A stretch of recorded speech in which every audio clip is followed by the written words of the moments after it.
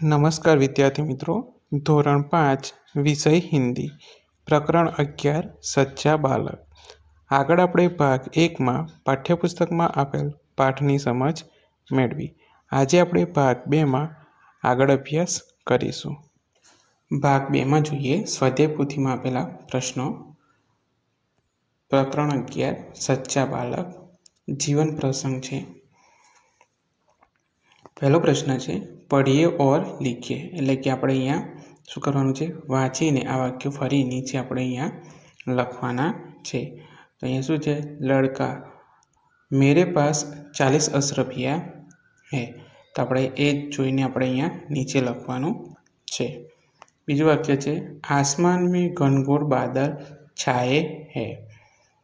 ત્રીજું છે માને કહા થા બેટા સदैव सच बोलना. चौथुं वाक्य है हमेशा सत्य के ही जीत होती है.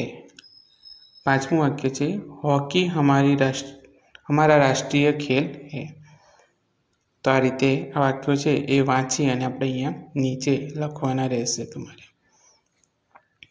प्रश्न नंबर 2, निम्नलिखित प्रश्नों के उत्तर 1-2 शब्दों में लिखिए, એટલે કે 1-2 શબ્દમાં આપણે પ્રશ્નોના જવાબ લખવાના છે.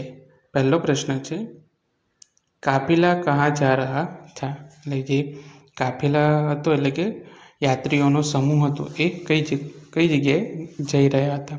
તો ક્યાં જતા હતા, તો બગદાદ એ જતા હતા.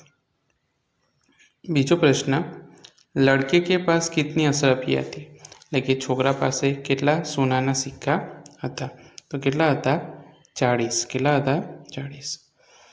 ત્રીજો પ્રશ્ન કાફિલે પર કોણ તૂટ પડે. એટલે જે યાત્રીઓનો સમૂહ હતો એના પર કોણ તૂટી પડ્યું હતું, તો ડાકુ. કોણ હતું, ડાકુ. ચોથો પ્રશ્ન બાળક ચૂપચાપ ક્યાં દેખતા રહ્યા. તો બાળક શું જોવે છે ચૂપચાપ ઊભો રહીને એક બાજુ, તો લૂંટમાર, જે ડાકુ લૂંટમાર કરી રહ્યા હતા એ જોઈ રહ્યો હતો. પાંચમો પ્રશ્ન ડાકુઓને ક્યાં કરના છોડ દિયા. એટલે કે ડાકુએ શું કરવાનું છોડી દીધું, તો ડાકુએ લૂંટમાર કરવાનું છોડી દીધું. સચ બોલને વાલા બાલક કોણ થા.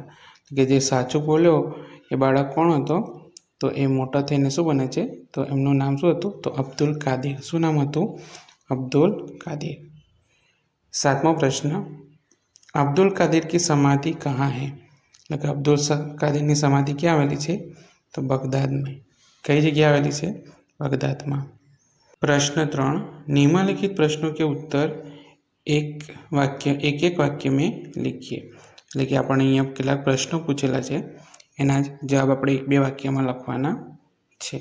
પહેલો પ્રશ્ન છે લડકે ને અશરફિયા કहाँ रखी थी. જે બાળક હતો એણે સોનાના સિક્કા ક્યાં મૂક્યા હતા. તો લડકે ને અશરફિયા अपनी सदरी के अस्तर में रखी थी. એટલે કે બાળકે પોતાના જે પાસે હતા જે સોના સિક્કા ક્યાં મૂક્યા હતા, કે જેણે કપડાં પહેર્યા હતા એની અંદર સદરીના એટલે કે અંદર જેકેટના અંદરના ભાગમાં મૂકી હતી. બીજો પ્રશ્ન લડકે કી માને ઉસે ક્યાં શીખ દીધી. એટલે કે જે છોકરો હતો એની મમ્મીએ એને માતાએ એમને શું શીખ આપી હતી, તો લડકે કી માને ઉસે હંમેશા સચ બોલને કી શીખ દીધી. શું શીખ આપી હતી, કે હંમેશા આપણે કેવું બોલવું જોઈએ, સાચું બોલવું જોઈએ. ત્રીજો પ્રશ્ન ડાકુ લડકે કો કિસકે પાસ લે ગયા. એટલે જે ડાકુ હતો એ એક બાજુ છોકરા ઉપર રહીને જોઈ રહ્યો હતો, બરાબર, જે લૂંટમાર કરી રહ્યા હતા.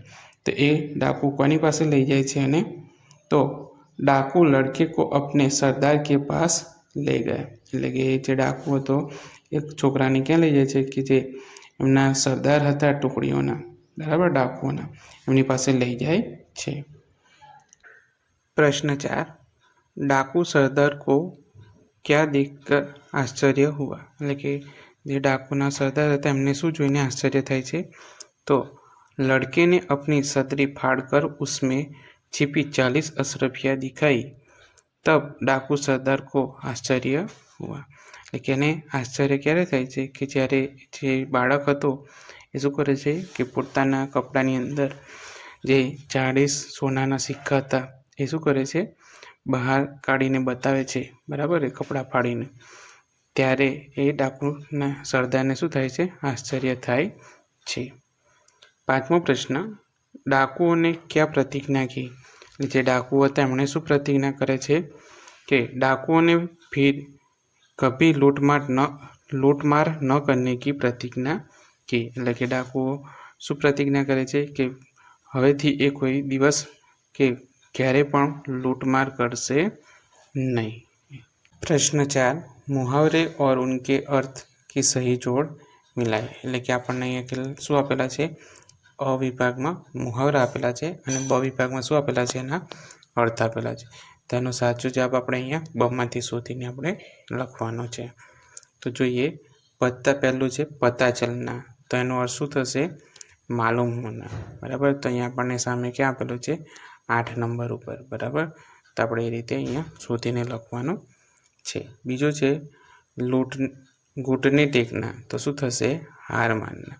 તો સામે કયો નંબર છે, 5 નંબર પર આવેલો છે, બરાબર. પછી છે ત્રીજું છે નેક રાસ્તે પર ચલના, તો શું થશે એનો અર્થ, તો સહી રાસ્તે પર ચલના. શું થશે એનો અર્થ, કે સહી રાસ્તે પર ચલના. ચોથું છે આંખો કા તારા, તો શું થશે, કે બહુત પ્યારા. એનો અર્થ શું થાય છે, બહુત પ્યારા. પાંચમું છે કાન ફૂંકના, તેનો અર્થ શું થાય છે, કિસી કે વિરુદ્ધ કુછ કહના. શું થાય છે, કિસી કે વિરુદ્ધ કુછ કહના. છઠ્ઠું છે ટૂટ પડના, શું થાય, ટૂટ પડના. તો શું થશે એનો અર્થ, હમલા કર દેના. શું થશે, હમલા કર દેના. તો આ રીતે આપણે શું કરવાના છે, મુહાવરાના અર્થ આપણે સામેથી શોધીને લખવાના છે. પ્રશ્ન 5, શબ્દ સમૂહ કે લીએ એક શબ્દ લીખીએ. શું છે, શબ્દ સમૂહ માટે એક શબ્દ લખવાનો છે. તો પહેલું છે યાત્રીઓ કા સમૂહ, તો શું થશે, એને શું કહેવામાં આવે છે, કે યાત્રીઓનો જે સમૂહ હોય છે તેને શું કહેવામાં આવે છે હિન્દીમાં, કે આપણે કાફિલા. શું કહેવામાં આવે છે, એને કાફિલા.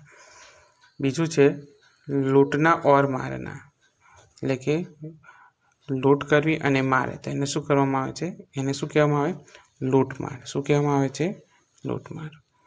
ત્રીજું છે સોને કા સિક્કા, તો એટલે કે સોનાનો એક સિક્કો હોય તેને શું કહેવામાં આવે, તો અશરફી. શું કહેવામાં આવે છે, અશરફી. જો એકથી વધારે હોય તો એને અશરફીય કહેવામાં આવે, એટલે બહુવચનમાં આવે છે, બરાબર. અને અહીંયા શું છે આપણી પાસે, જો સોને કા સિક્કા, એટલે કે એક વચનમાં છે, એક જ સિક્કાની વાત કરી છે, તો એને શું કહેવામાં આવે છે, અશરફી. શું કહેવામાં આવે છે, અશરફી. પ્રશ્ન 6, कोष्टक से उचित शब्द चुनकर रिक्त स्थानों की पूर्ति कीजिए. એટલે કે કોષ્ટકમાં આપેલા આપણને શું છે, કૌંસમાં આપેલા શબ્દોનો આપણે ઉપયોગ કરી અને ખાલી જગ્યા પૂરી કરવાની છે. તો પહેલું છે રાસ્તે મેં ખાલી જગ્યા પર ડાકુ તૂટ પડે, એટલે કે રસ્તામાં શાની ઉપર ડાકુ તૂટ પડે છે, કે તો કાફિલે પર. કોની ઉપર આવશે, કાફિલે ઉપર. બીજી ખાલી જગ્યા, લડકે ને अपनी ખાલી જગ્યા ફાड़ डाली, તો શું આવશે, શું કરે છે છોકરાઓ, શું ફાડી નાખે છે, તો સદરી. શું કરે છે, સદરી ફાડી નાખે છે. ત્રીજું છે हम लोग बड़े होकर भी ईश्वर के बताए खाली जगह रास्ते पर नहीं चलते, तो આપણે લોકો ભગવાને બતાવેલા કયા રસ્તા પર આપણે ચાલતા નથી, તો નેક રસ્તા પર. કહેલા નેક એટલે જે સાચો રસ્તો હોય છે એના ઉપર આપણે ચાલતા નથી. ચોથું છે સચ બોલને વાલે બાલક કા નામ ખાલી જગ્યા થા, એટલે કે જે સાચું બોલે એ બાળકનું નામ શું હતું, તો અબ્દુલ કાદિર. શું નામ હતું એમનું, અબ્દુલ કાદિર. પ્રશ્ન 7, સહી વાક્यांश चुनकर વિધાનો કો પૂર્ણ કીજીએ. એટલે કે વિકલ્પો આપેલા છે, એ વિકલ્પમાંથી આપણે સાચો વિકલ્પ શોધી અને વાક્ય પૂરું કરવાનું છે. પહેલો પ્રશ્ન છે કાફિલે પર ડાકુ તૂટ પડે ઓર. શું કર્યું, કાફિલા પર એટલે કે જે યાત્રીઓનો સમૂહ હતો એના ઉપર ડાકુ શું કરે છે, એમના ઉપર હુમલો કરે છે. અને ત્યારબાદ શું કરે છે, શું આવશે એમાંથી, તો ક આવે છે. શું આવે છે, ક, એટલે કે લૂંટ मार करने लगे। तो આપણે અહીંયા લખવાનું છે લૂંટ માર કરને લગે। આપણે આગળ અ પણ લખી દેવાનું। અહીંયા કયો એનો વિકલ્પમાં શું આવે છે? અહીંયા આગળ ક છે, તો આપણે અહીંયા ક પણ લખવાનું છે અને કૌંસ કરીને લખવાનું લૂંટ માર કરને लगे। बीजू है तूने इन अशरफियों का पता, तो शू आवशे आगळ शू थाय? हमें क्यों बता दिया। तो एनो साचो जवाब कयो छे? ओ छे अहींया। तो आपणे आगळ लखी बराबर कौंस करीने अहींया लखवानुं छे कि हमें क्यों बता दिया, एटले कि हमने केम बतावी दीधो। बराबर। त्रीजू है यह छोटा बच्चा, एटले कि आ नानो बाळक ऐसे संकट में भी झूठ नहीं बोला। तो कयो अहींया जवाब आवे छे? अहींया क। तो आपणे अहींया लखवानुं छे क। शुं लखवानुं छे? क। એટલે કે હવે મુસીબતના સમયમાં પણ એ જૂઠું બોલતો નથી। ચોથું છે બડા હોકર અબ્દુલ કાદિર, એટલે કે મોટો થઈને અબ્દુલ કાદિર શું બને છે? તો મહાન સંત હુઆ, એટલે કે બહુ મોટા સંત બને છે। તેનો ક્રમ અક્ષર અહીંયા શું છે? બ। તો આપણે અહીંયા બ લખી અને લખવાનું છે મહાન સંત હુઆ, એટલે કે મહાન સંત થાય છે। તો વિદ્યાર્થી મિત્રો, આજે આપણે ભાગ 2 માં સ્વાધ્યાય પોથીમાં આપેલ પ્રશ્ન નંબર 1 થી 7 સુધીના પ્રશ્નોનો અભ્યાસ કર્યો। તો આજે આપણે અહીં સુધી અભ્યાસ કરીશું। આભાર।